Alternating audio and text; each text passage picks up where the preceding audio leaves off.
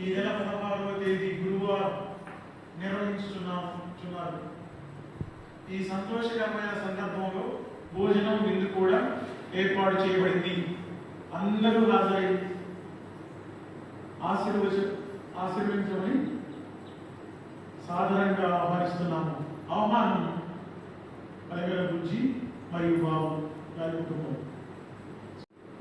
So మీ అందరికీ already తెలుసు, అయినా సరే సంఘాన్ని అంతటినీ ప్రేమపూర్వకంగా వారు ఆహ్వానిస్తున్నారు.